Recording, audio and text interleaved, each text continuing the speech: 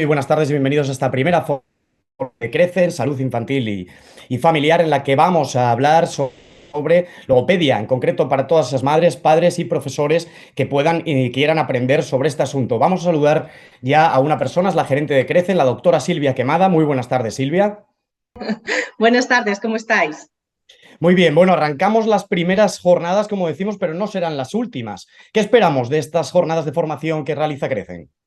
Efectivamente, no serán las últimas. Hemos apostado desde Crecen por la formación. Creemos que es muy importante que tanto padres como profesionales educativos tengan una formación para dar la mejor calidad de vida a los niños, en este caso. Y esta es la primera de varias. La idea es poder ofrecer una formación una vez al mes. Ya tenemos las dos siguientes planificadas y si quieres ahora cuando vayamos un poco más adelante, pues ya doy la sorpresa de cuáles van a ser las siguientes formaciones. Sí, perfecto. Para esta primera tarde, para esta primera jornada, en la que ya vemos que hay muchas personas conectadas, vamos a tener la presencia de Elizabeth Jurado, que es logopeda, y nos va a hablar en esta charla sobre los trastornos del neurodesarrollo y el aprendizaje, en concreto del proceso de adquisición, clasificación y modelos de intervención. Muy buenas tardes, Elizabeth Jurado. Pues lo primero, dar las gracias a todos por participar en la formación. Y sí, bueno, esta tarde la temática es un poquito el tema de trastornos del neurodesarrollo y el aprendizaje, bueno, puesto que tanto para profes como para mamás y papás es muy importante que observen en los niños pues, esos síntomas de alerta y se pongan en contacto siempre con profesionales si ven cualquier tipo de sintomatología que pueda causar un desfase en el niño, ¿no? Entonces, un poco formar e informar sobre lo que son esos trastornos y cómo podemos intervenir en red con ellos. Perfecto, pues creo que ya estamos todos, ya podemos comenzar. Elizabeth, todo tuyo. Dejaremos para las personas que nos están escuchando, si quieren hacer alguna pregunta, saben que pueden activar el chat de Zoom, pueden dejarnos su pregunta y una vez que finalice la charla, daremos voz a esas cuestiones y Elizabeth las responderá. Así que, como les decimos, utilicen el chat durante la presentación y una vez que terminen, responderemos a las preguntas. Elizabeth, cuando quieras. Vale, muchas gracias. Bueno, pues voy a dar paso para compartir la presentación y, y para que veamos el tema que vamos a tratar. En este caso, vamos a ver un poco y concretamente lo que es la adquisición, clasificación y modelos de intervención. Como hemos visto que dentro de la charla hay tanto profes como mamás y papás, vamos a intentar adaptar lo que es la charla a cualquier tipo de duda que tengáis, cualquier tipo de cuestión. Y si hay un nombre un poquito más técnico, siempre se puede preguntar en el chat o cualquier duda. ¿De acuerdo? Paso un poco, en primer lugar, a desglosar el índice para que veáis un poquito, aunque ya lo pusimos en web, de cómo se iba a desarrollar el tema. Y en este caso, un poco la introducción como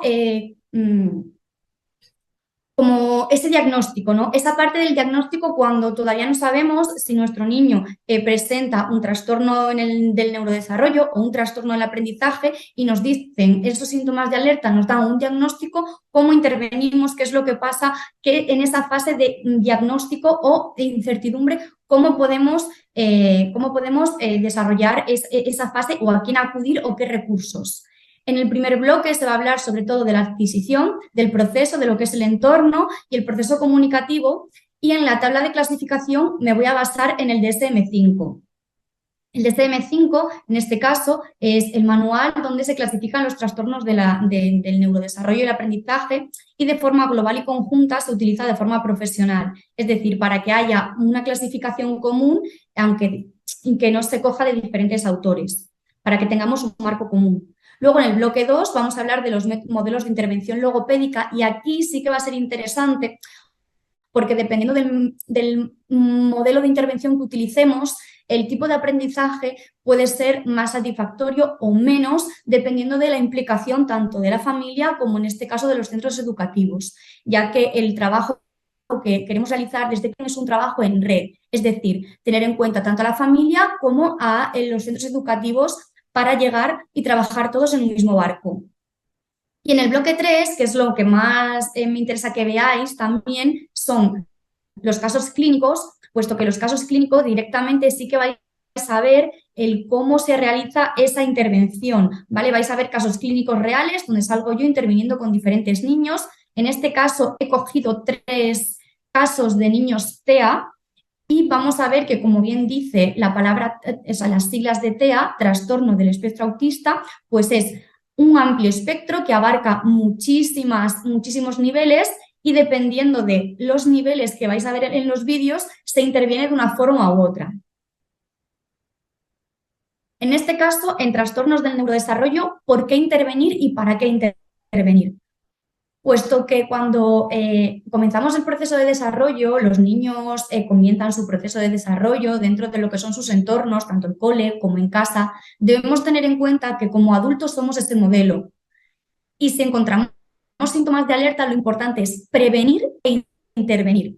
Nunca te pueden decir que cuando un niño no habla o tiene 2 años y presenta, bueno, pues un vocabulario con retraso o ves que quizá a lo mejor tú ves aquellos síntomas de alerta que te dan esa sensación de decir, bueno, aquí está pasando algo y el niño no está desarrollando como debiese. Es necesario prevenir e ir al pediatra y contactar con profesionales y, por supuesto, una vez que nos den un diagnóstico, en caso de que lo tenga, intervenir de forma adecuada con el niño.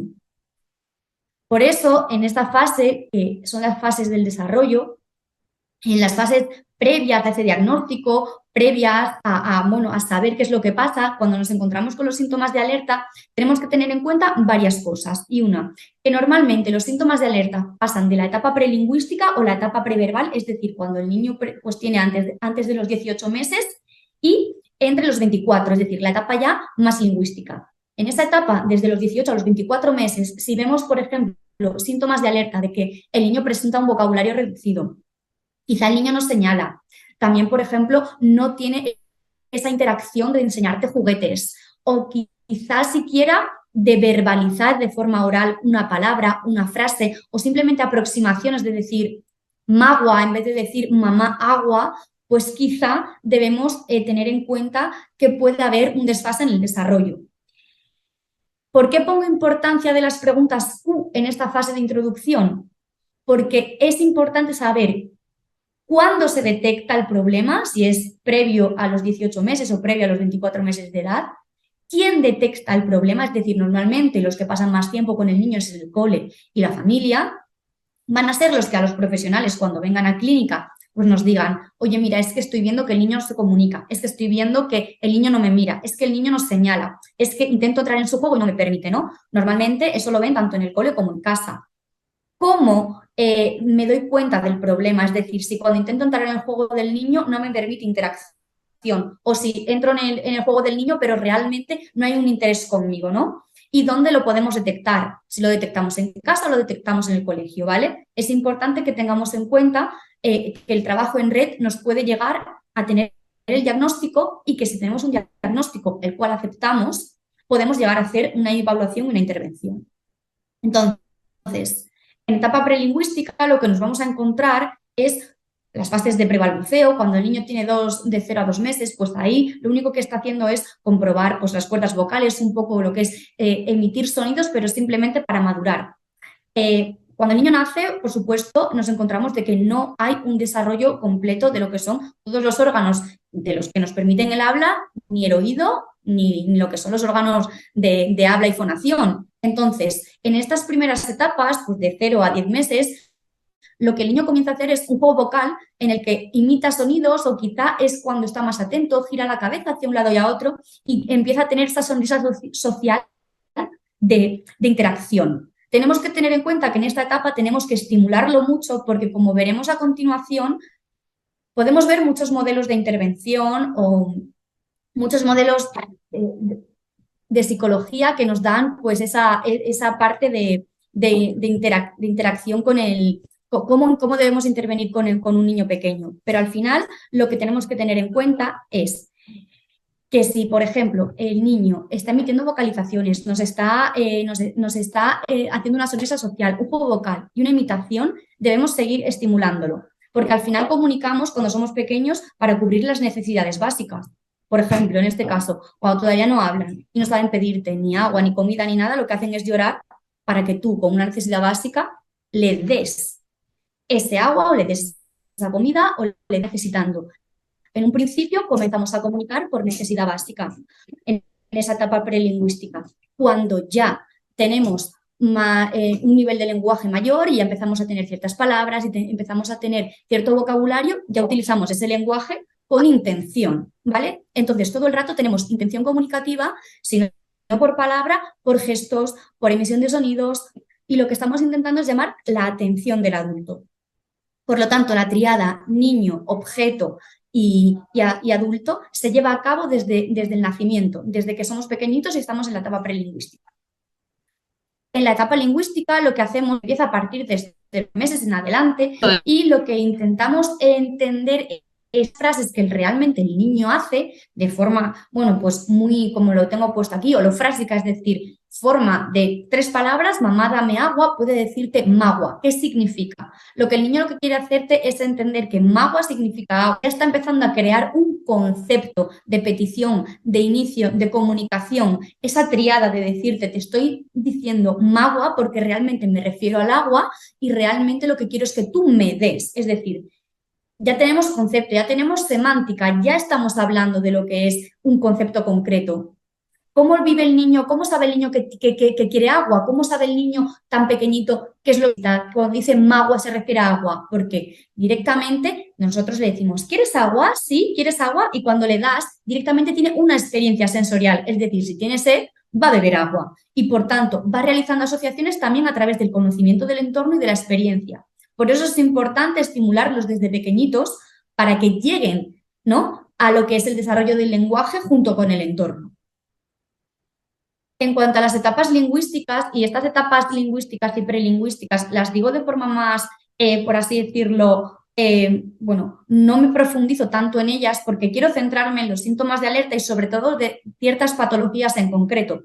¿Por qué? Porque tenemos que tener en cuenta que la estimulación desde el entorno y la estimulación desde el centro educativo, al igual que la estimulación entre sus iguales, tiene que ser una estimulación continuada. Es decir, tanto Jesús Alegría como Anabel de la Universidad de Salamanca dicen que aquel niño que no está expuesto a ningún tipo de lengua, es decir, a ningún tipo de lengua, me da igual lengua asignada como lengua de signos o lengua oral, a un idioma desde pequeñito, tiene mayores probabilidades de presentar en etapas posteriores un retraso del lenguaje y, por tanto, presentar problemas en un futuro a la hora de comunicarse o a la hora de comprender el lenguaje. Por lo tanto, podremos tener trastornos del lenguaje o trastornos del neurodesarrollo. Independientemente de la lengua que utilicemos, debemos estimularlo siempre con un idioma y que se relacione entorno, familia y niño.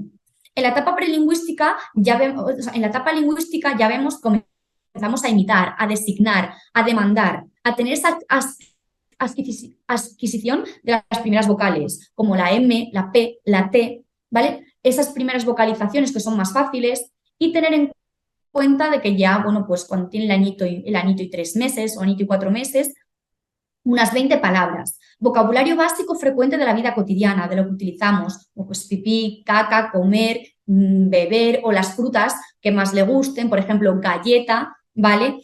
Cosas que realmente a él le proporcionan una experiencia y una necesidad que estás cubriendo su necesidad. A partir de los 18 meses, ahí sí que tenemos que empezar a tener en cuenta y a tener esa visión un poco más crítica porque es donde empieza la explosión de vocabulario. Es decir, aquel niño que de 18 a 24 meses presenta un nivel de vocabulario reducido puede ser un síntoma de hablante tardío, puede ser un síntoma de que posteriormente tengamos un trastorno del lenguaje o un trastorno del neurodesarrollo. Entonces, esa etapa de estimulación tenemos que tener en cuenta que no todos los niños aprenden a la misma vez, no todos los niños presentan las mismas etapas del desarrollo, eso está claro, cada niño es único y diferente y eso tenemos que hacérselo ver también a las familias, pero tenemos que también estar alerta y saber que si encontramos algún tipo de síntoma de alerta, saber a dónde acudir y saber que tenemos un centro donde hay recursos donde poder trabajar y venir con ese tipo de trastornos, ¿no? Cuando tenemos de 2 a 3 añitos, normalmente se hace un empleo aproximado de unas 1.220 palabras, ¿vale? Aquí ya empleamos verbos, empleamos artículos, ya sabemos decir esa verborrea que se dice, ¿no? Que muchas veces el lenguaje de 2 a 3 años solo lo entienden los papás porque quizá el niño, bueno, pues está comenzando a desarrollar pues la articulación, el habla de forma más correcta, ¿no? A veces que no se les entiende, pero sí que saben lo que quieren, sí que saben explicar, sí que comprenden el lenguaje, sí que comprenden el sí, el no, las órdenes sencillas, sí que son capaces de decirte si le gusta algo, si no le gusta algo, y ya son capaces de saber, bueno, pues sus intereses, sus gustos, la forma de interaccionar, y ya se va viendo si realmente puede haber un desfase o no, dependiendo de el desarrollo. En la etapa de 4 o 5 años, ahora están metiendo bastante caña con el tema de la lectura y la escritura. En este caso, en esta etapa de 4 o 5 años ya sí que hay una madurez más lingüística, ya sí que el niño es capaz de expresar y tiene todos los niveles más o menos de lo que es pues, los fonemas, los sonidos, el vocabulario y luego ya más frases y a nivel social y pragmático cómo intervenir dentro de una situación de comunicación, ya sí que lo sabe, pero muchas veces encontramos dificultad a la hora de expresar. Simplemente quizá necesite más tiempo para ese desarrollo madurativo, para ese desarrollo de lenguaje.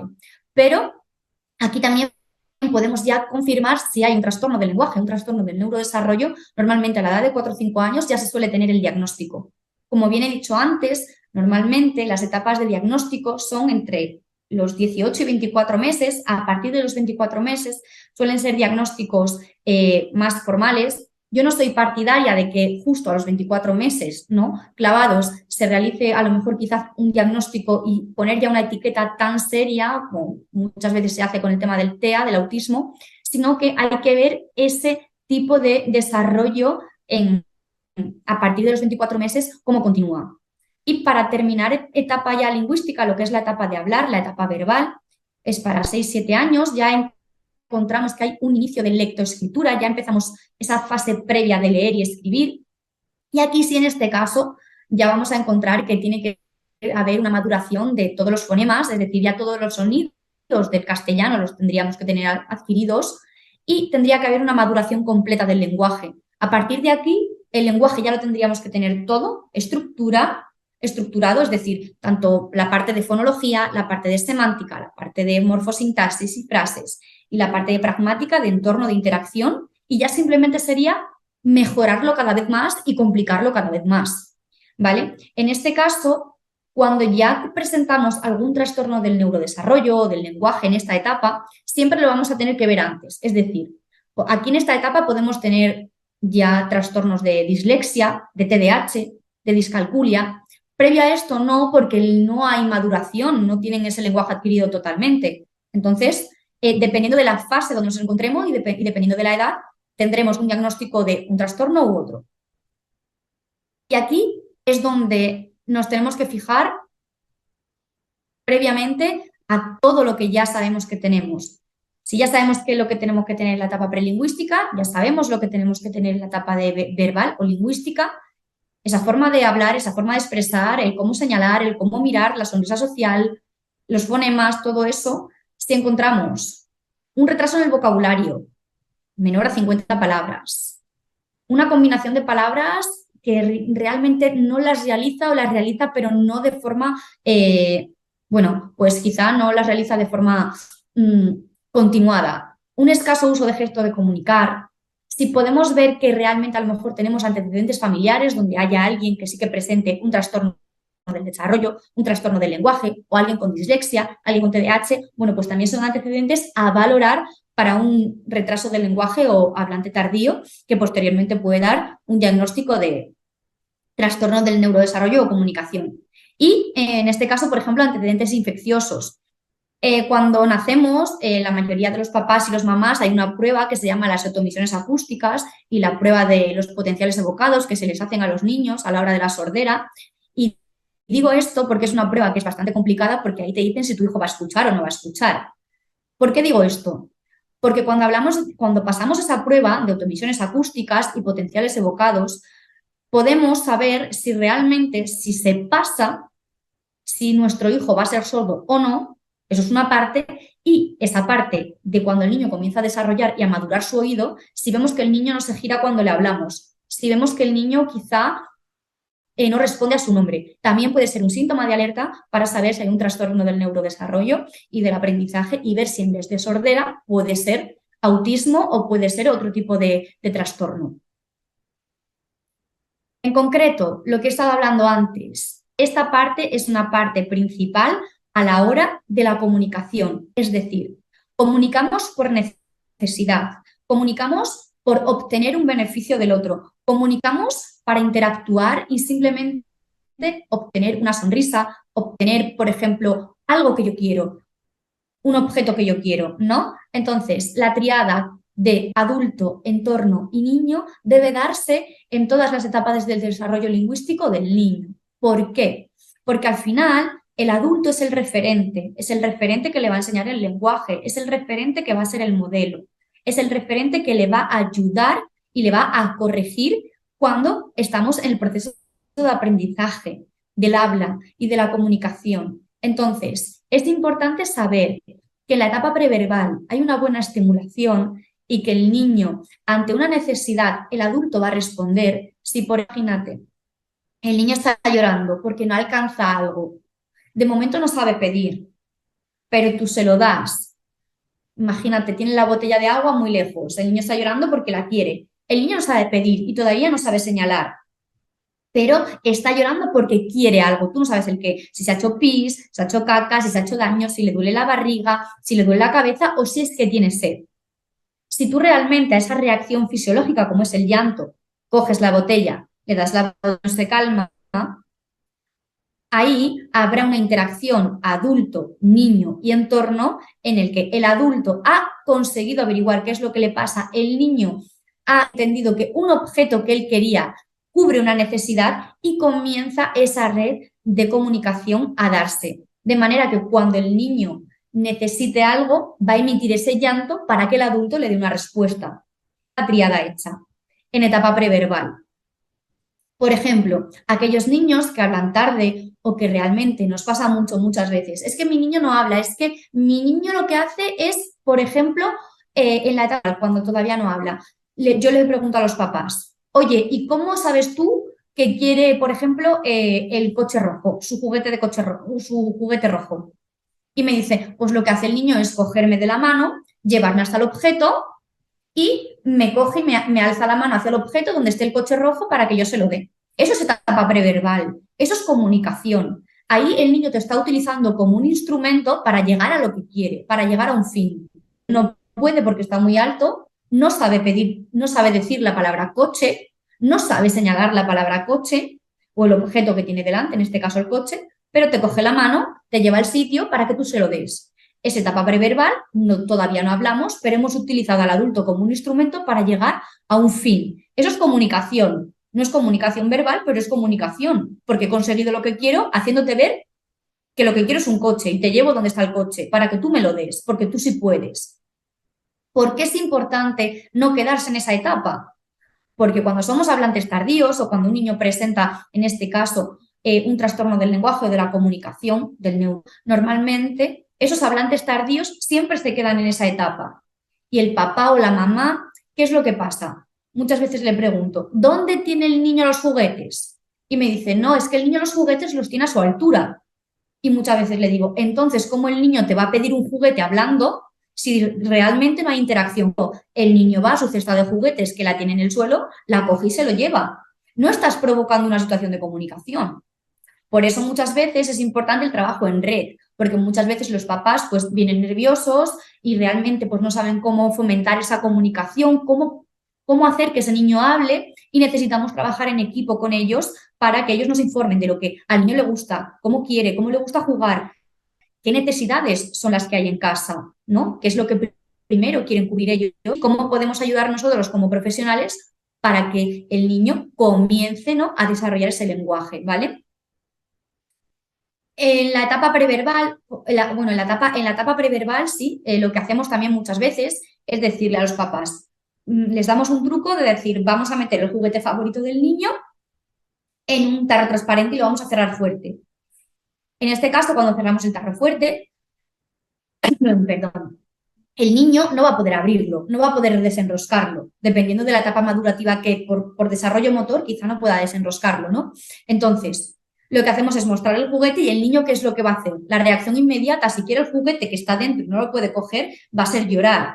Por lo tanto, tú vas a saber que el niño quiere ese juguete, que lo está pidiendo. ¿De qué forma? Llorando. ¿Pero qué es lo que quieres conseguir? Que el niño pida, que el niño hable. Perdón. Ay. Que el niño pida y que el niño hable. Entonces, lo que vamos a hacer es fomentar esa petición a través de señalar. Disculpad un segundo, porque no sé por qué estoy tosiendo tanto. No sé si es por hablar tanto o por qué. Ay. Fallos del directo. Vale, continúo. En este caso, si lo que queremos es que el niño pida y tenemos el juguete dentro, vamos a fomentar la petición. ¿Cómo? Pues intentando decirle, aquí tienes el juguete, ¿cómo lo pides? El niño que va a intentar cogerlo, ¿no? Lo que podemos hacer es moldear al niño para hacer esa petición. Y una vez que pida, le damos el juguete. Ahí empieza esa interacción, ¿vale? En cuanto a etapa verbal, cuando ya empiezan a hablar, lo que queremos hacer es que el aumento del vocabulario sea cada vez mayor. Por lo tanto, tenemos que tener en cuenta muchísimo en qué entorno se mueve el niño. Es decir, vamos a enseñarle el vocabulario frecuente, ese vocabulario que utiliza día a día, ese vocabulario que realmente le va a ser funcional a la familia y le va a ser funcional al niño. Si el niño, por ejemplo, va al parque, va al cine, juega al fútbol, luego va a clases de música, vamos a enseñar vocabulario y vamos a estructurar el vocabulario de las actividades de la vida diaria. Por eso es tan importante trabajar desde el modelo centrado en la familia y trabajar en red con la familia y los profesionales educativos. ¿Por qué? Porque dependiendo de los entornos que el niño frecuente, el vocabulario va a variar y vamos a tener una riqueza de vocabulario u otra, depende de por dónde nos movamos. Por tanto, la triada entorno niño-adulto es lo que se tiene que dar en cualquier etapa del desarrollo y nunca puede ser cortada, siempre debe de ser de forma continua.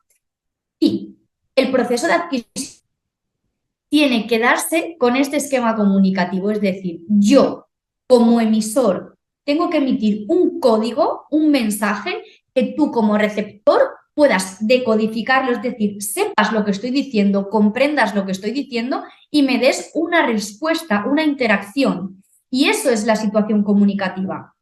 Nos pasó hace poquito que teníamos un niño con un TEA bastante severo, tuvimos una reunión con los papás y lo que nos decían los papás es que se dieron cuenta de que el niño tenía la mano rota porque cuando fue a comer hizo el movimiento así, de temblor de mano, y se lo tuvieron que llevar al hospital porque el umbral de dolor que soportaba era tan grande que realmente, o sea, se dieron cuenta que la mano estaba rota porque no podía comer. En ese momento ese niño no tenía un código para decir me duele, no sabía decir la palabra dolor, no lloraba porque realmente soportaba tanto el dolor, tenía un umbral tan alto que para él ese dolor no era, por así decirlo, muy grave hasta que no tuvo una situación de comer en el que ya no podía más. Entonces, ¿cómo explicaba a ese niño que le dolía la mano? ¿Y cómo sabían los papás que realmente el niño estaba llorando o se quejaba más o quizá a lo mejor no quería comer porque le dolía? ¿No? ¿Cómo recibían los papás ese mensaje tan confuso? Bueno, pues el niño no era capaz de emitir, en este caso, la palabra dolor, ni era capaz de hacer el signo de dolor o entregar el pictograma de dolor, por lo tanto no había mensaje, el receptor no sabía descifrar por qué el niño pues, estaba más quejicoso o quizá no quería comer, pensaban que a lo mejor le dolía la tripa, por eso no quería comer y realmente lo que tenía era la mano rota y por eso no podía comer. Entonces, como no tenían un código común de comunicación, como no tenían el mismo código para comunicarse y el niño no podía expresar lo que tenía, en ningún momento se dio la situación comunicativa hasta que no se dieron cuenta que la mano estaba rota. O sea, imaginaos el caso de severo de autismo para que el niño no siquiera supiese expresar lo que era el dolor. O sea, el no poder ni siquiera verbalizarlo, porque tú puedes tener el concepto de dolor, si tú, por ejemplo, pegas, el niño seguramente tendría el concepto de dolor en el sentido de que a lo mejor daría un golpe a la mesa y le dolería, pero lo soportaba, sí que sabía que le dolía, pero lo soportaba, pero no era capaz de expresar que sentía dolor, ¿no? Entonces, era muy complicado porque no sabían lo que pasaba. Por eso es importante que siempre entendamos y creemos un código común con nuestro hijo, porque todo lo que nos diga debemos comprenderlo para darle una respuesta. Y al final, crear ese código y poco a poco luego mejorarlo.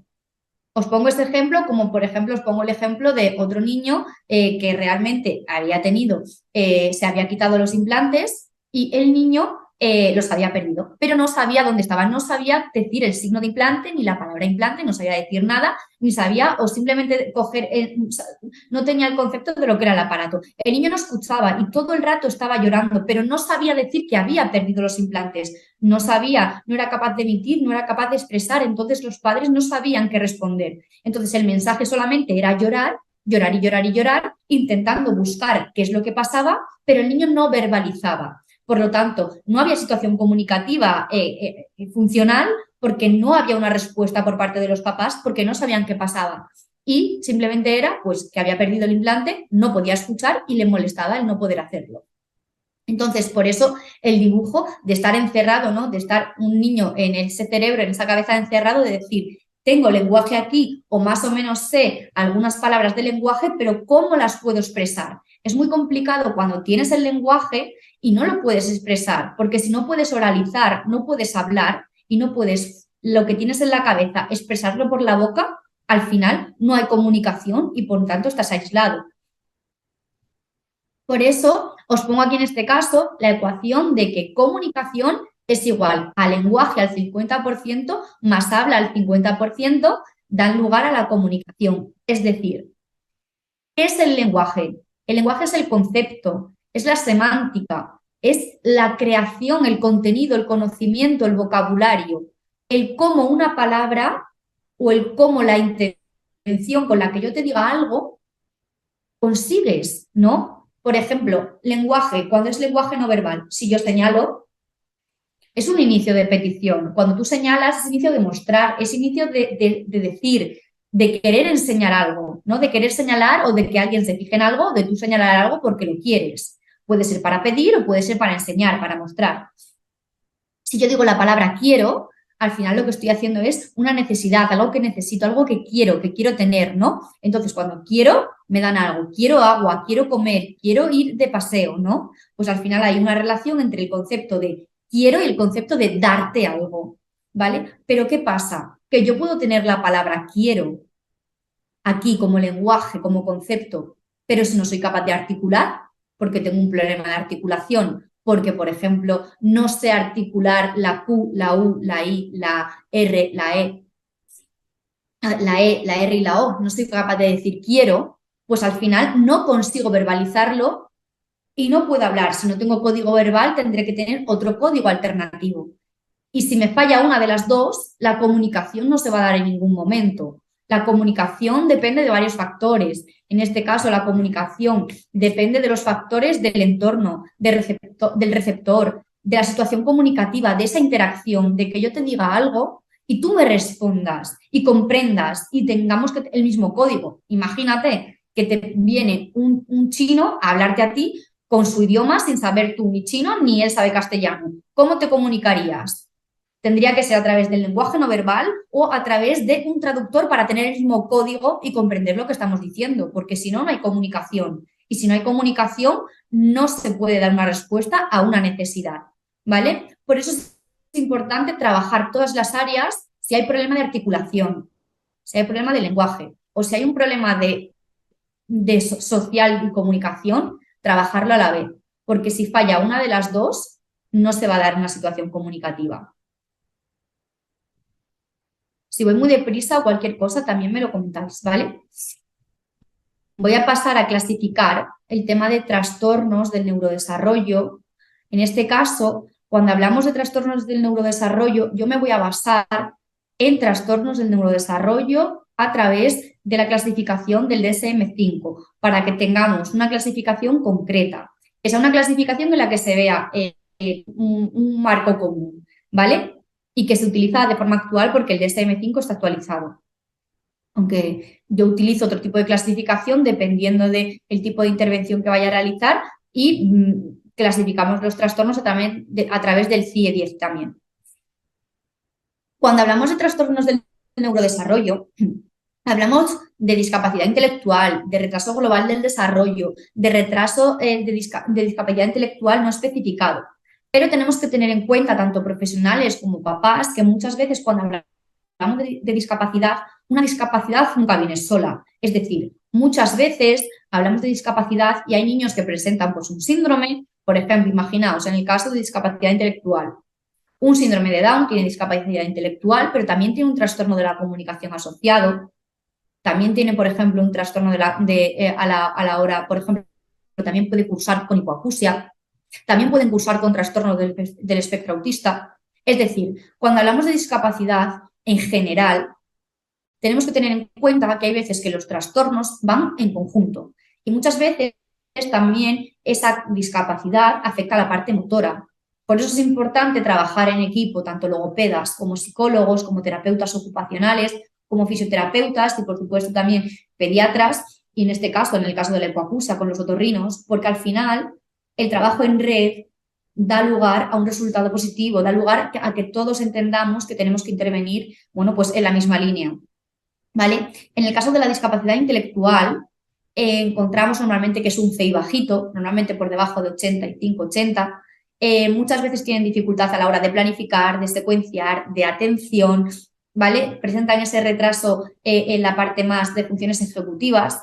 Cuando encontramos retraso global del desarrollo, aquí nos referimos que en el retraso global entra la parte motora, la parte lingüística, la parte intelectual, la parte de conducta también, y que es un trastorno global del desarrollo. Se puede confundir con el autismo, pero en función de cómo se vaya desarrollando ese niño, es decir, si por ejemplo ese niño comienza a tener sonrisa social, comienza a tener atención conjunta, es decir, me mira, te miro y esa mirada es de comunicación y hay respuesta, no tendría por qué ser autismo, sino retraso global del desarrollo y ir trabajando las áreas por separada, pero con objetivo común. Y cuando hablamos de discapacidad intelectual no especificado puede ser también pues, por algún síndrome que nos curse después con discapacidad intelectual, ¿vale? En cuanto a los trastornos de la comunicación, que son los que trabajamos de logopedia de forma más específica, pero sabéis que en este caso, por ejemplo, al hablar de discapacidad intelectual, vamos a tener en cuenta que por así decirlo, nuestro coeficiente intelectual nos va a limitar el proceso de desarrollo del lenguaje, pues por eso trabajamos también con todo tipo de discapacidades, ¿no? Y trastornos del neurodesarrollo.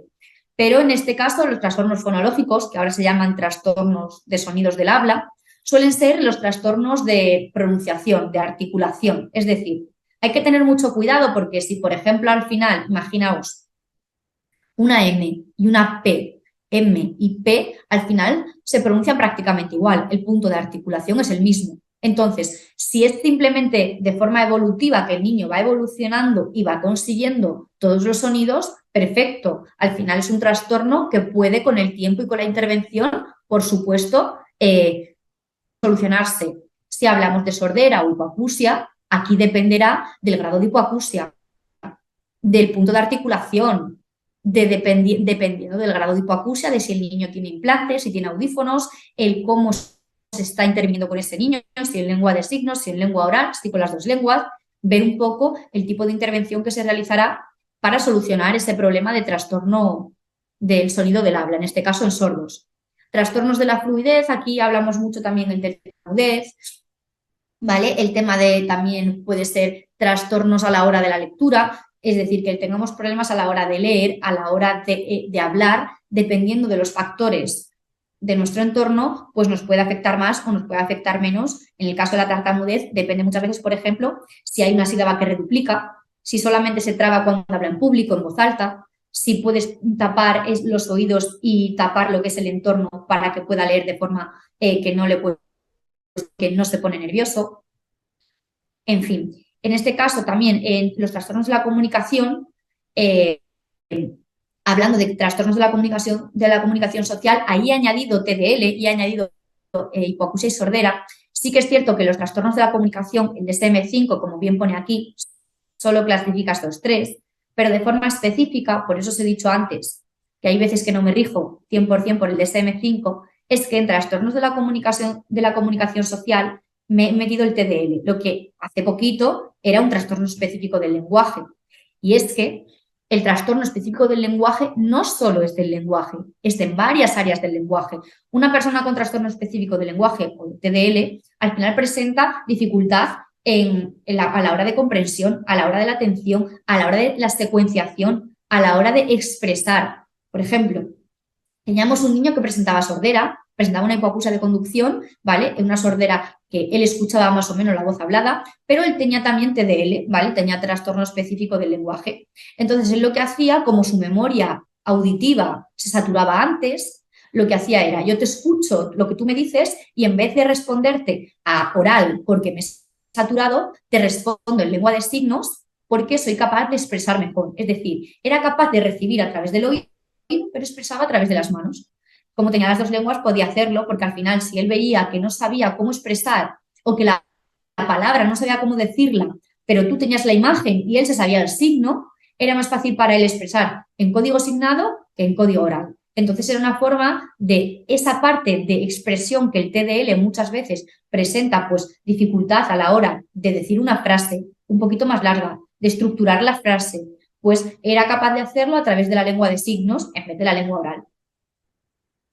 En cuanto, por ejemplo, a otros trastornos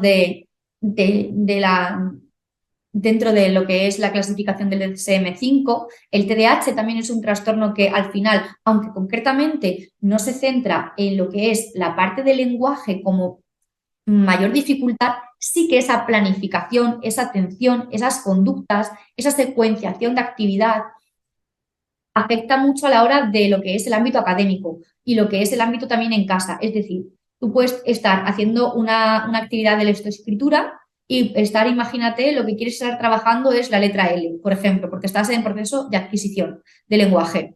Y al final le dice, bueno, pues ahora lo que vamos a hacer es rodear con un círculo aquellas palabras que tengan la letra L. En determinadas ocasiones, o en su mayoría, al leer tan deprisa y al tener una atención que no es sostenida en actividades que son pues un poco más aburridas, el niño realmente cuando tú cojas el folio no va a tener rodeadas la mitad de las L's porque ha hecho un barrido, pero no lo ha hecho con planificación ni con atención. Y por lo tanto va a tener un fallo en la tarea. No porque no sepa qué es la letra L, no porque no identifique la letra L dentro de la palabra, sino porque por parte de la atención ha afectado a la hora de la planificación de la actividad y por lo tanto el resultado es negativo. Por eso, cuando trabajamos con niños con TDAH, muchas veces a mí me pasa que lo que hago es, por ejemplo, les pongo la pantalla de las emociones, la pantalla de los pictogramas de las emociones, el pictograma del nervioso y el pictograma de calmado. Puesto que cuando hay un diagnóstico de TDAH es a partir de los 6 años, pues le pones el pictograma de calmado y el pictograma de nervioso, porque a esa edad se supone que ya tiene adquirida, en caso de que no presente ningún trastorno asociado, ya tiene adquirida el tema de emociones, ya sabe si se siente triste, si se siente nervioso, si está calmado. Y lo que hago es trabajar con ellos, que cuando estén nerviosos, cambian el pictograma, me pongan, me siento nervioso y me avisen. Entonces, paramos la actividad que estamos haciendo, podemos dar botes con una pelota o directamente muchas veces en la silla les enrollo una cinta de estas de hacer ejercicio, ellos ponen el pie dentro y pueden ir moviendo la cinta hacia adelante como si hiciesen ejercicio con la pierna, hacia adelante y hacia atrás, para que se calmen. Una vez que se han calmado, retomamos la actividad. Es una forma de que comprendan de que si se sienten nerviosos podemos parar la actividad y se pueda entrenar lo que es la atención dentro de una actividad de lenguaje, porque si no muchas veces tantas las veces que interrumpimos la actividad que cuando queremos hacerla ya no sabemos lo que estamos haciendo. Entonces es importante para que tengan una sesión estructurada. En cuanto a trastornos del aprendizaje, como puede ser la dislexia, la discalculia, los trastornos de la lectoescritura, es importante que tengamos en cuenta lo de antes. Una persona sorda puede tener comorbilidad con dislexia, es decir, dislexia y sordera pueden ir juntos. ¿Por qué? Porque nuestro lenguaje es un lenguaje oral y es un lenguaje auditivo. Yo escucho primero y luego respondo con voz. Algo me llega por el oído que me llega hasta mi cerebro lo analiza y después respondo. Vale. Si yo escucho algo mal, lo guardo mal y lo expreso mal, lo puedo expresar mal de forma hablada, en lectura, en escritura, y puedo confundir aquellas palabras que, por ejemplo, tengan fonemas que se parecen. Por ejemplo, imagínate que a mí me dicen pato y en vez de guardar la P, la A, la T y la O, guardo la B, la A, la T y la O. Si yo he guardado vato en lugar de pato, en mi cabeza lo guardo mal, lo expreso mal, y cuando vaya a escribir pato, a la hora de escribir, en vez de escribir pato, voy a escribir pato con B. Por lo tanto, ahí hay un problema a la hora de escucha, de almacenaje y de expresión. Normalmente las personas con dislexia también tienen ese problema a la hora de escribirlo, no tanto por escucharlo, sino porque al leerlo hacen esa conversión mal. Entonces puede ser por sordera, porque lo escuche mal, lo guarde mal y lo exprese mal, o porque realmente cuando leo la P, hago esa conversión mal porque no hay asociación de sonido y grafía y lo guardo mal y lo escribo mal.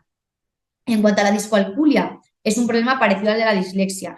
Un problema a la hora de la escritura de los números. Puedes escribirlos al revés, puedes tener dificultad a la hora de escribir números que realmente se parezcan. Entonces, son trastornos del aprendizaje que se dan en más mayores, pero tienen que paliarse desde pequeñitos. Es decir, si yo con 4, 5, 6 años veo que mi niño presenta problemas a la hora de escribir, o quizá me escribe la E al revés, me escribe los números al revés, o realmente me confunde una P con una B, una M con una N, ¿vale? O, por ejemplo, una G que a lo mejor se llama ortográfico, la G y la J, porque de sonido es igual, pero la escritura es distinto, que son más normas gramaticales. Tenemos que tener esa prevención y ver el cómo escribe, el corregir, dar el modelo correcto, que para eso somos los adultos, para darles ese modelo y que puedan tener pues una expresión correcta tanto de hablar como de escritura, ¿vale? Hay que tener en cuenta que al final en el proceso del desarrollo todo se puede paliar siempre y cuando se intervenga. Quizá no del todo, pero sí en su mayoría. Y uno de los que actualmente estoy viendo, y hay muchísimo diagnóstico actualmente, aparte de sordera, es autismo. En este caso me encuentro que el trastorno del espectro autista ha ido creciendo muchísimo el diagnóstico. No sé muy bien por qué, y a día de hoy son con los que más intervengo y con los niños que me vienen desde más pequeñitos. Por eso digo que no soy partidaria de etiquetas desde muy pequeños, pero sí soy partidaria de la prevención. Es decir, siempre que tengamos un trastorno del espectro autista, tenemos que tener un diagnóstico con un test, con un neuropsicólogo que nos dé, pues al niño veo que tengo estos síntomas de alerta, voy al neuropediatra, voy al neuropsicólogo y que me pase las pruebas pertinentes para poder saber qué es lo que pasa y con qué cuento y con lo que no cuento. En el caso del TEA, hay muchísimas dificultades y por eso os he dicho antes que se puede confundir con sordera, porque muchas veces a nosotros nos han llegado niños, a lo mejor tenían 4 o 5 años y cuando ellos nacieron pasaron las pruebas de autoemisiones y potenciales y no eran sordos. Pero las sorderas hay muchísimas, son muy diversas y puede que no seas sordo de nacimiento, pero puedes quedarte sordo después por enfermedad, por patología, porque por genética sí que te quedes sordo y la sordera sea progresiva, ¿no? Y no sea desde el nacimiento, sino posterior o en el periodo del desarrollo del lenguaje, ¿no? Que dependiendo de si te pasa antes es previo al lenguaje, prelocutiva, si te pasa después es poslocutiva, después del lenguaje, pero si te pasa en el periodo de adquisición es perilocutiva y puede que ahí muchas veces te puedes quedar sordo. Y muchas veces los papás repiten la prueba de las autoemisiones acústicas de los potenciales porque no saben si es sordo, si no es sordo, si tiene autismo y vienen como muy agobiados. Entonces, el principal problema cuando vemos un TEA, ¿qué comunicación va a tener? ¿Cómo se comunica? Mi hijo no habla, quiero que hable, enséñale a hablar. Vale, cuando vemos un TEA y vemos un trastorno del lenguaje, tenemos que tener en cuenta que estamos hablando de un espectro, que luego en los casos clínicos lo vais a ver. Al final, en los casos clínicos vais a ver el cómo, siendo todos TEA, cada TEA tiene una intervención y a cada TEA le exijo una cosa diferente. Porque si es altas capacidades y tienes un nivel, te va a exigir una cosa. Si tienes mucha estereotipia y no me dejas tocarte, no podré moldearte ni podré intervenir con tacto. Y si no eres verbal, no voy a poder intervenir hablando, sino que voy a intervenir o con lengua de signos o con pictogramas o con un comunicador. Entonces, eso tenemos que tenerlo en cuenta. En el caso del lenguaje y comunicación, pues al final, contacto ocular, si señala, si no señala, si hay sonrisa social, si se deja tocar, si tiene, por ejemplo, si usa gestos, si hay interacción, si es un juego repetitivo, si realmente tiene, por ejemplo, imaginados un movimiento corporal raro de autorregulación, o si repite muchas veces una misma palabra en bucle. Al final, este tipo de lenguaje nos puede dar como conclusión o como síntoma de alerta un diagnóstico de TEA. Si estamos hablando de dificultades sociales, si tiene intereses muy restringidos, si cuando tú vas a entrar en su juego no te permite, si cuando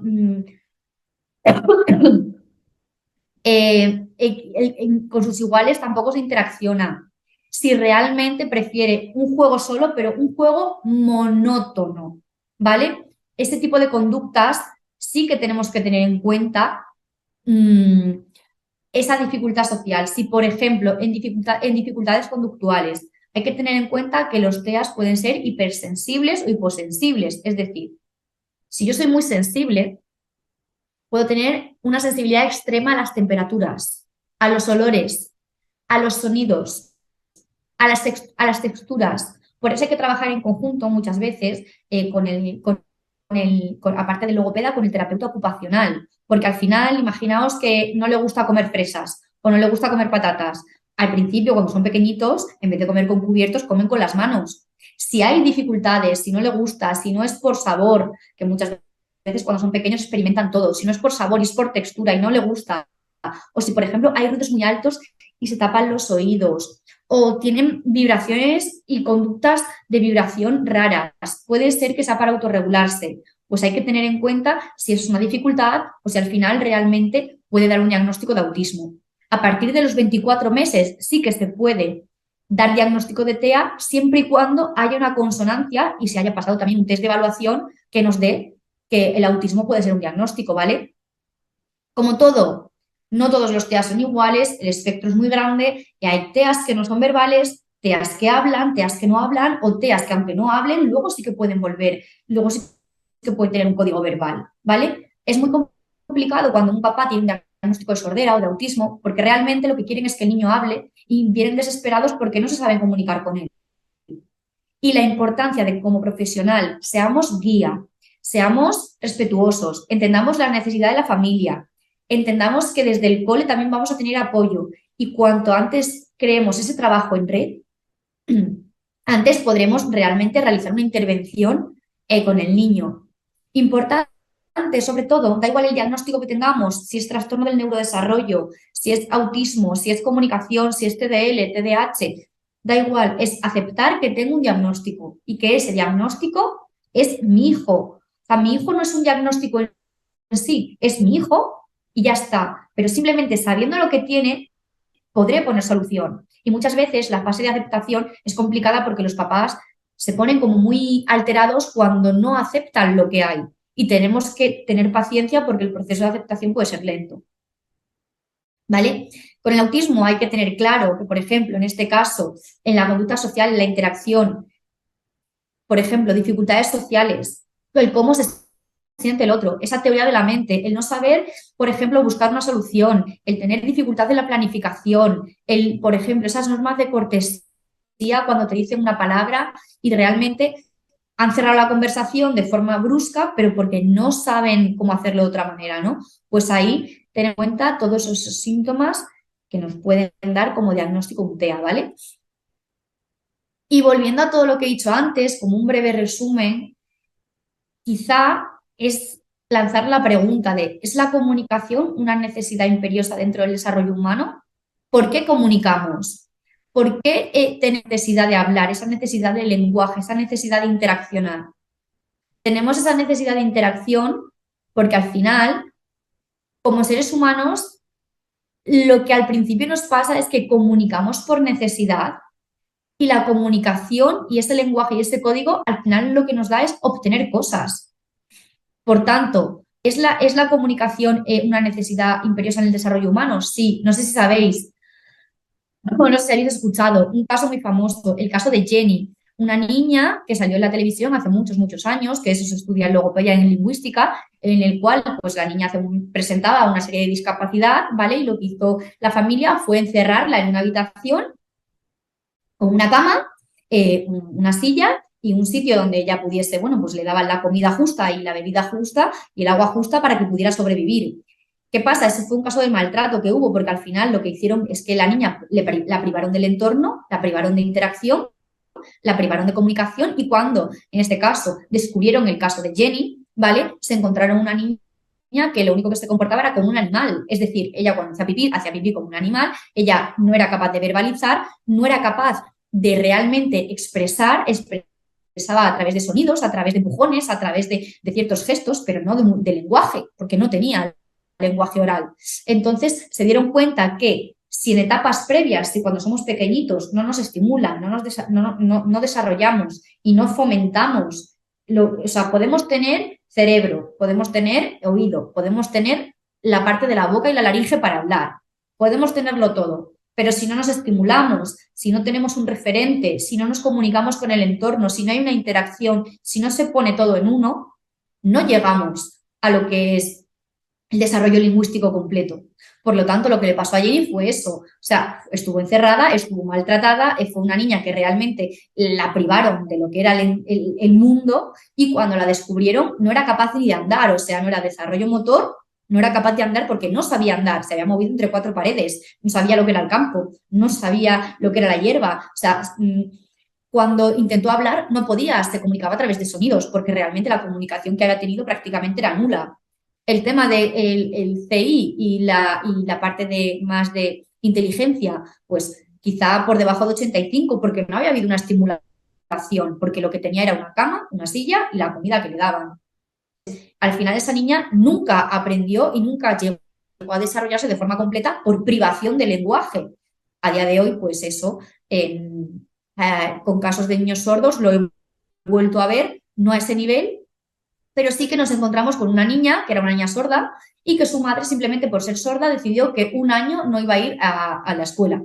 Entonces tuvieron que llevarla a un centro de menores y tutelarla, quitarle directamente a la mamá a la niña, porque la niña con 13 años no sabía lo que era un espagueti, no sabía lo que era el tomate, no se podía comunicar, estaba súper delgada y realmente no tenía ni código oral ni lengua de signos.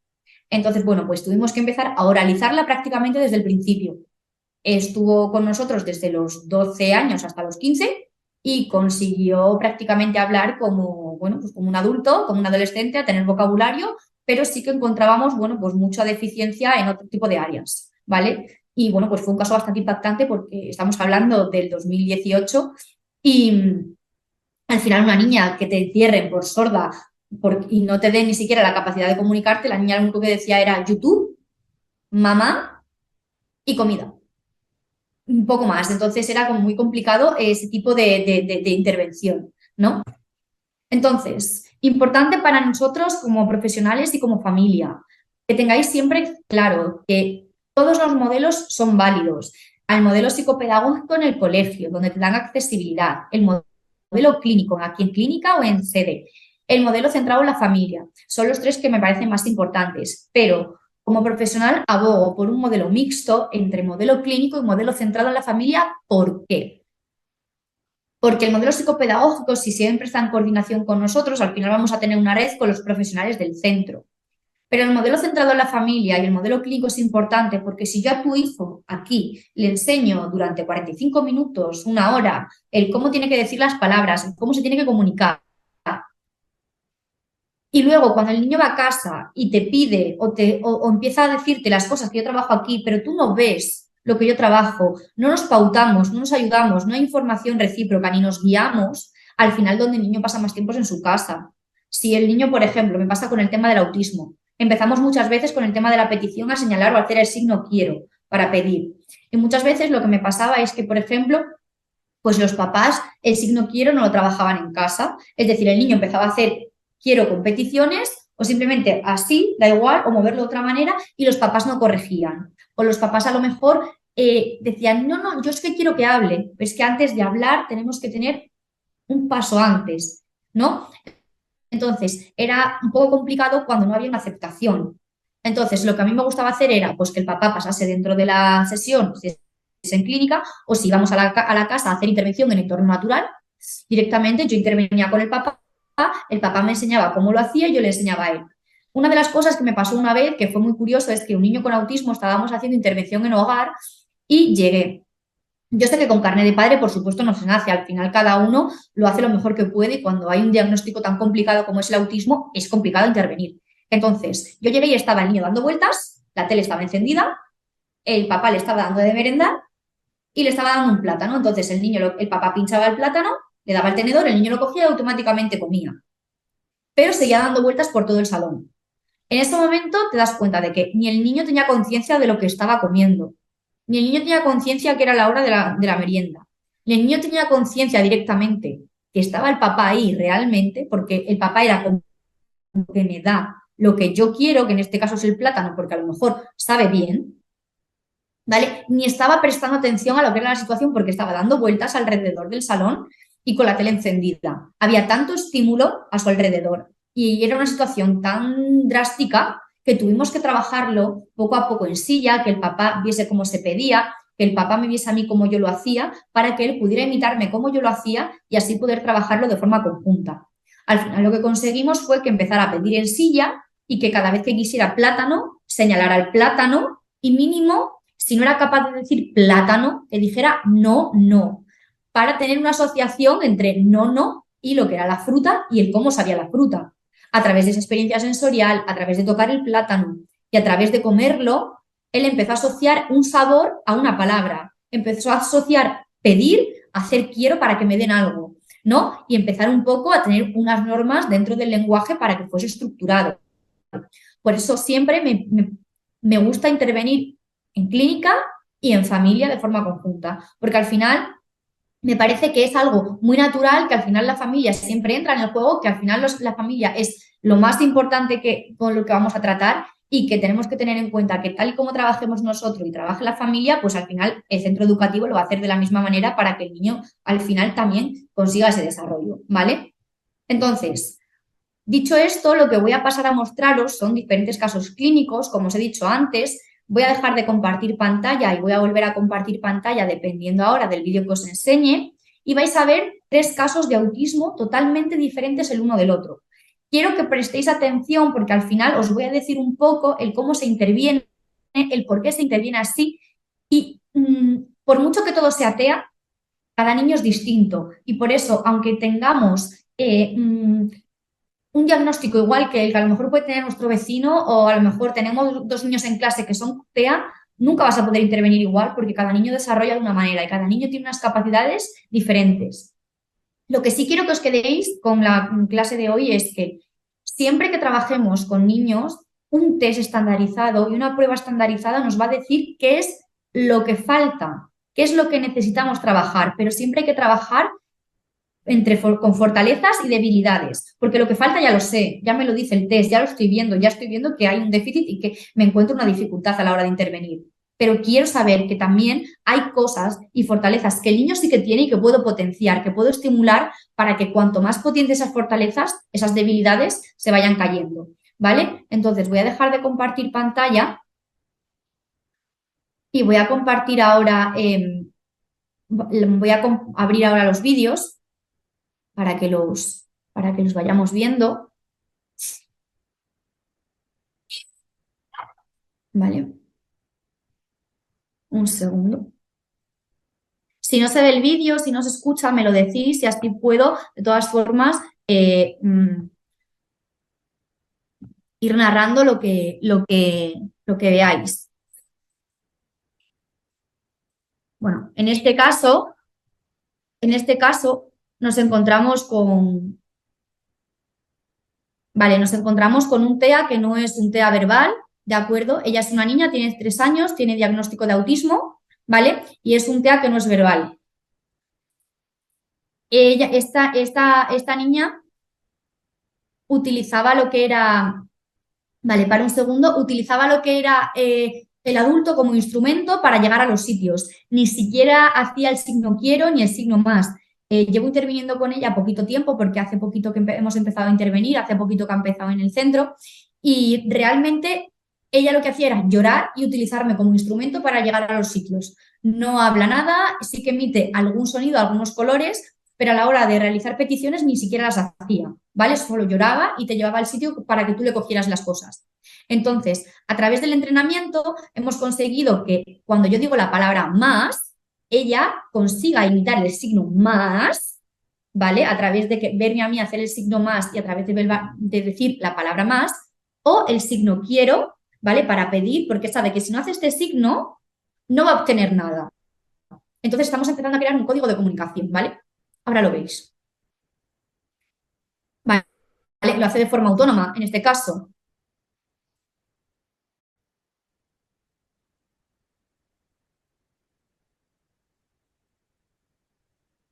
Vale, como veis, la atención conjunta es súper debilitada. La niña en este caso mira la cámara, pero cuando yo quiero que a la hora de oralizar me mira muy poquito. Tengo que utilizar palabras concretas, como por ejemplo, atención, ¿vale? Y ponerme las manos en la cara porque realmente la atención conjunta está muy debilitada. Ella no mira, ¿vale? Y realmente se deja moldear, es decir, que yo le haga el signo quiero cuando no lo sabe, porque si no, no se lo voy a pedir.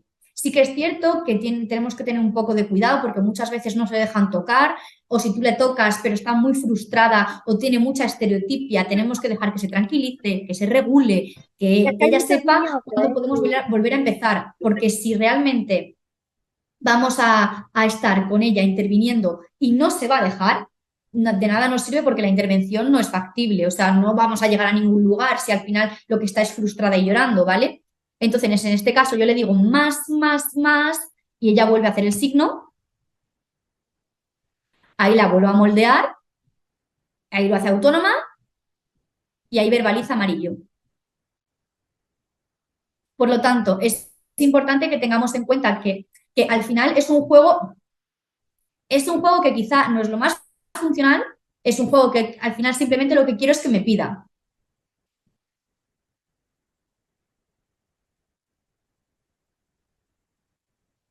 ¿vale? Ella ya ha entendido que cuando yo le digo cómo pide, tiene que pedir para obtener algo. Pero hasta llegar a eso hemos tenido que rabietas, hemos tenido frustración, porque como al final lo que ella hacía era llorar y llevarte como si fueras un hacer lo que quería, ella no tenía ni siquiera un código ni de hablar, ni de signar, ni siquiera enseñarte un pictograma. Por lo tanto, pues al final la mamá estaba de acuerdo en que utilizásemos los signos, por eso se signa, y si no hubiese estado de acuerdo la mamá, pues habría que haber utilizado pues, otro tipo de sistema de comunicación alternativo, como un comunicador, pictogramas u otro tipo de código para poder hablar con la niña.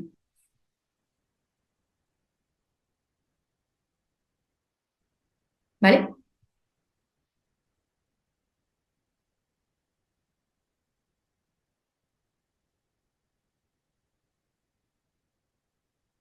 Vale. Al final, el tipo de intervención que yo hago con ella es prácticamente de momento en mesa. Sí que es cierto que muchas veces tengo que tapar el espejo porque se estimula demasiado, entonces mira muchísimo el espejo y tengo que tenerlo tapado, pero sí que el espejo me sirve muchas veces para poder trabajar con ella de forma más visual y sí que tenemos una interacción más social, ¿vale? Voy a poner el segundo vídeo, que es totalmente diferente. En este caso es otro niño que prácticamente tiene la misma edad que ella, ¿vale? Pero es un niño que es TEA más de altas capacidades. Entonces encontramos otro tipo de intervención totalmente distinta, con un juego en suelo y que sí encontramos una interacción más fluida. Voy a compartir pantalla para que lo veáis.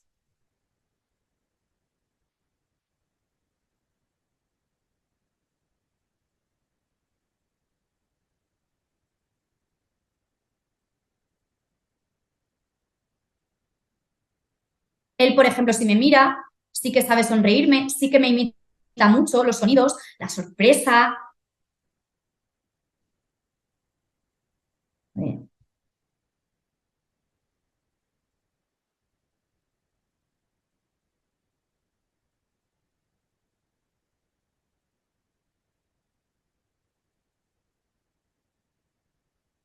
Vale, él pregunta dónde está el 2, dónde están los números, porque es una frase que yo le repetía mucho.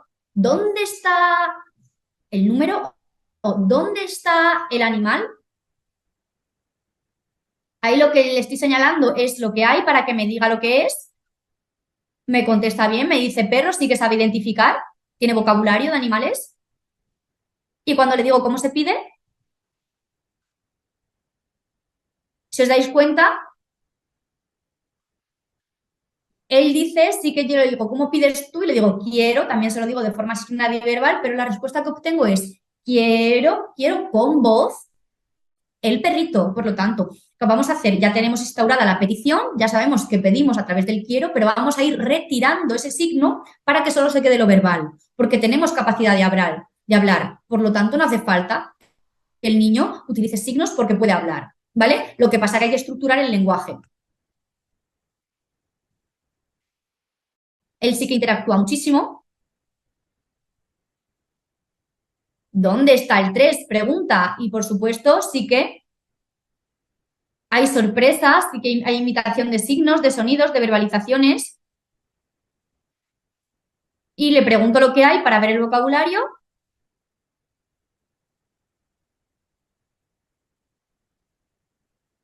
Yo solo le doy el modelo, no tengo que moldearle, y él me responde con voz y lo que quiere.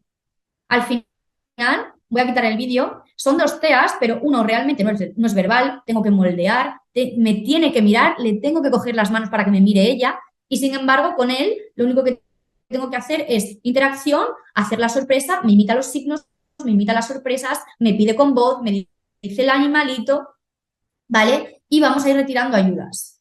Y ya estoy viendo el tiempo, simplemente compartir el último vídeo que me queda, que es para que veáis esa parte de intervención, que este niño que vais a ver ahora, yo directamente no le puedo tocar, ¿vale? Sí que hablo muchísimo con él, sí que interactúa muchísimo conmigo, pero no le puedo tocar, no me permite tocarle, no podemos hacer ninguna interacción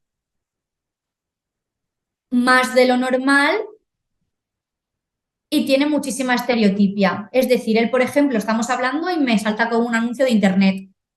O, por ejemplo, me dice, ¿cuánto barro tienes aquí?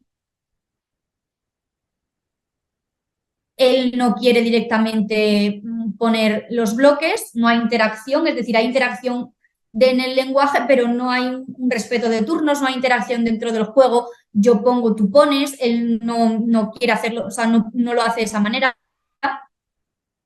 Y te obliga a hacer un juego repetitivo, que es que cuentes los números porque le gusta para que tú pongas el bloque, pero él no lo pone, te dice que lo hagas tú. Al final no participa en el juego de forma tan activa como puede participar cuando te lo pide, ¿no? O cuando hay turnos o cuando puedes tocar, ¿vale?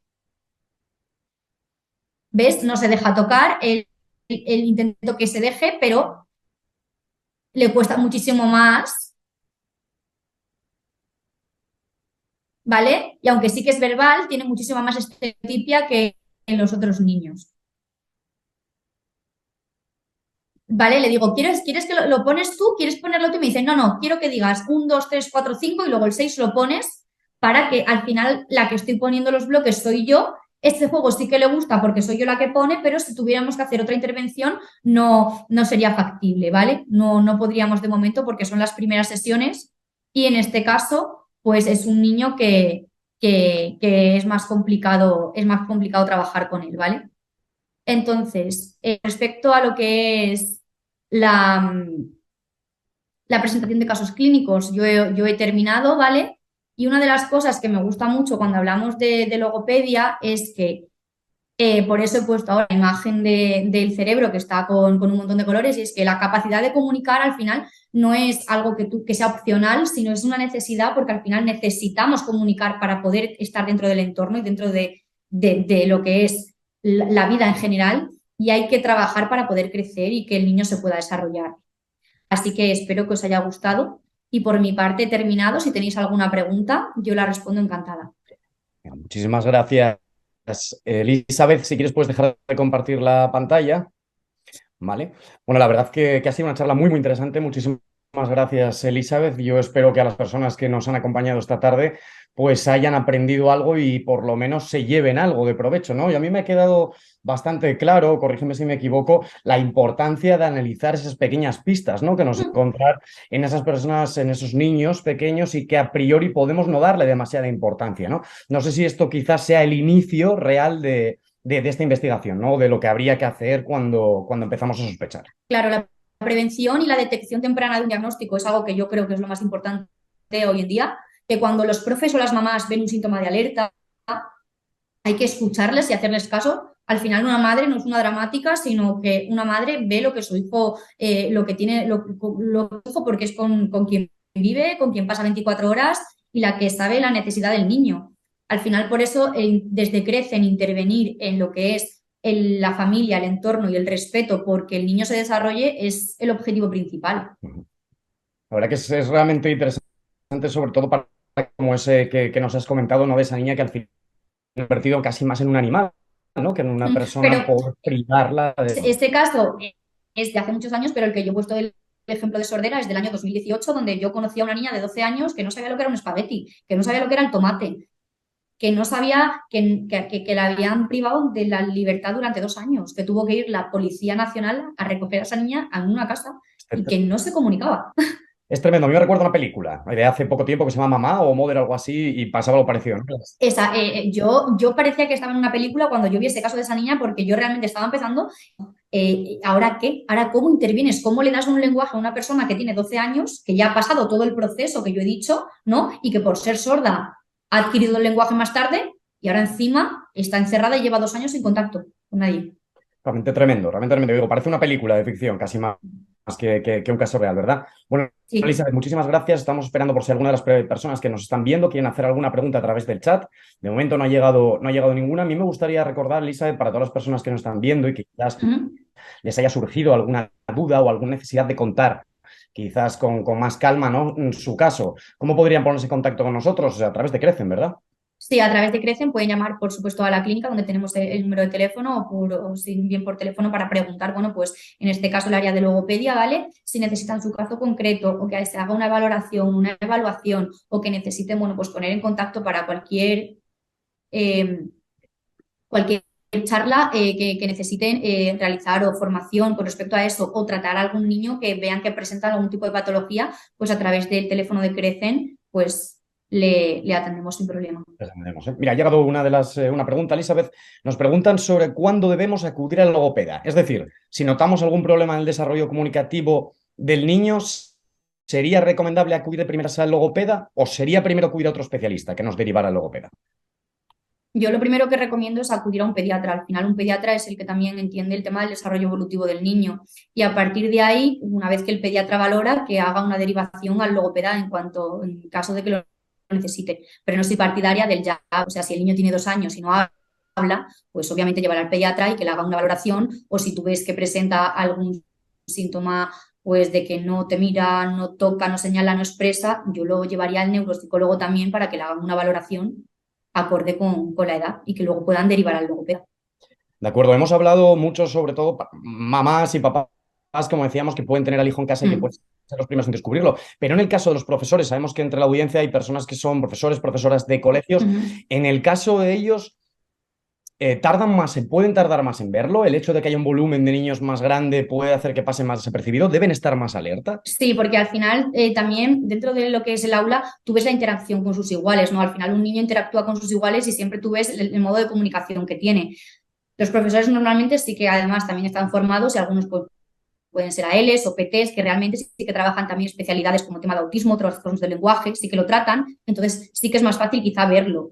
Realmente cuando, por ejemplo, un niño comienza a tener un desfase o problemas a la hora de la comunicación, lo va a reflejar en el ámbito académico. Y tú vas a ver que, por ejemplo, pues presenta problemas de atención, de comunicación o realmente realiza la tarea pues más tarde o tiene algún tipo de dificultad a la hora de realizarla. Entonces ahí es cuando también tienes que tener esos síntomas en mente. Cuando, por ejemplo, nos ha pasado con niños sordos, la mamá no sabía que era sordo o creía que no era sordo y luego realmente le ha dicho a la profesora, oye, mira, es que yo le llamo y no me escucha o está jugando con los demás y a lo mejor escucha un golpe súper fuerte y ni siquiera se gira. pues ¿por qué no le llevas otra vez al otorrino para que le valoren y le hagan la prueba, ¿no? Porque al final la mamá, pues a lo mejor no está, o sea, con todo el día a día no es capaz de verlo, pero sí que lo ven en el colegio, porque al final también, ¿no? También están más especializados. Perfecto, Elizabeth, muchas gracias. La verdad que solo viendo las noticias nos damos cuenta de que la salud mental de los adolescentes y los niños están afectadas. Bien decías tú que no solo es el componente genético, quizás tenemos en casa, sino todo lo que nos rodea. Y estos últimos años, pues la verdad que sobre todo para los menores, con todo el proceso de la pandemia y todo lo que ha ocurrido en los últimos años ha debido ser verdaderamente cuanto menos estresante, ¿no? Y la verdad que pues hay que tener ahora mismo todas las alertas encendidas y estar muy centrados, ¿no? Muy centrados en ver la evolución de estos niños para que al primer síntoma, como decíamos, podemos llevarlo a un profesional. No hay evidencia igual, pero después de la pandemia, esos niños pandemia o el tema de la pospandemia, los niños con mascarilla o que han sido niños pandemia, que han tenido un desarrollo, que han tenido ese déficit en el desarrollo o contacto con el entorno, sí que han presentado muchísimas más problemas de lenguaje que aquellos niños que previo a la pandemia no han tenido ese encierro o esa falta de interacción con sus iguales. Claro, eso nos ha afectado a las personas mayores de una manera enorme. Nos podemos imaginar a las personas o Y niños. no imagínate a un niño con autismo el que le lleves con mascarilla o a un niño sordo que encima que ya la lectura labial la pierde, le pones la mascarilla y ya sí que no se entera. Desde luego, O muchísimo sea, más estresante ha para sido ellos. Desde luego, sí. bastante Mira, hay otra duro. pregunta que nos hace Sandra Piñeiro. Nos pregunta, ¿qué pautas nos podrías dar o actividades para favorecer el lenguaje en niños de 3 años que llegan al colegio sin habla? Vale, depende del tipo de patología. Ten en cuenta de que en este caso, imagínate que es un niño que tenga sordera, está en el colegio con unos niños que hablan un lenguaje que el niño ni siquiera tiene, que el niño ni siquiera realmente conoce, porque por diagnóstico de sordera normalmente esos niños los diagnostican mucho más tarde. En caso de que no tenga diagnóstico y que simplemente sea un retraso de lenguaje porque no hable, que con 3 años no lo creo, pero yo sí lo que fomentaría sería actividades a través de la vida diaria o con objetos reales que el niño sí que utilizase o con fotografías reales, incluyendo también a los compañeros, para que pueda haber una interacción. Imagínate, si lo que quieres es fomentar o aumentar el vocabulario del otoño, sacas objetos reales o directamente las frutas del otoño, las hojas del otoño, que pueda tocarlo, que pueda verlo, que pueda sentirlo, que pueda olerlo y a través de objeto real con su nombre puesto en cada objeto estás trabajando el tema del vocabulario a través de un objeto real y realmente una experiencia sensorial. Te pongo el ejemplo del vocabulario de, por ejemplo, el otoño. Que lo que quieres es, por ejemplo, favorecer el lenguaje y que el niño te pida porque no señale. Al final eso lo tienes que hacer de forma más específica, moldeando, pautando y también si vas a pedir a través de un signo, que yo incluiría también que los demás compañeros participasen en ese código de comunicación, ¿vale? En el tema de autismo utilizaría siempre las mismas fotos para que igual que los compis sepan el objeto que le estoy dando, el niño también lo asocie. Pero para temas de favorecer el lenguaje, queremos hacer en Crecen más cursos en concreto sobre intervención en TEA o intervención en sordera, pero con actividades reales que tú puedas llevar a lo que es el cole o a lo que es la consulta o a lo que es en casa. Porque al final actividades son muy variadas y depende del vocabulario que el niño tenga o lo que quieras fomentar, pues trabajar de una forma u otra, ¿vale? Pero sí que sobre todo eso, a través de lo en primer lugar. Perfecto, pues muchísimas gracias de nuevo, Elizabeth, muchísimas gracias a Sandra, Candela y todas las personas que han participado. No se preocupen porque esto no termina aquí, las formaciones de Crecen van a continuar y, por supuesto, como dicen, Elizabeth estará disponible en la clínica Crecen para atenderles, para solucionar cualquier tipo de duda que tengan e incluso para comentar un caso en concreto que deseen comentar. Vamos a dar las gracias tanto a la doctora Silvia Quemada, gerente, como a Elizabeth Jurado, logopeda. Muchísimas gracias por haber estado aquí con nosotros. Elizabeth. Pues nada, muchas gracias por participar y lo que necesitéis en Crecen estamos disponibles. De acuerdo, pues muchísimas gracias, Elizabeth, muchísimas gracias, Silvia, y muchísimas gracias a todos los que nos habéis acompañado. Como os decimos, estar atentos a nuestros canales digitales y de comunicación, porque en breves les comentaremos la siguiente formación, las siguientes formaciones que se van a realizar desde Crecen. Muchísimas gracias a todos y buenas noches.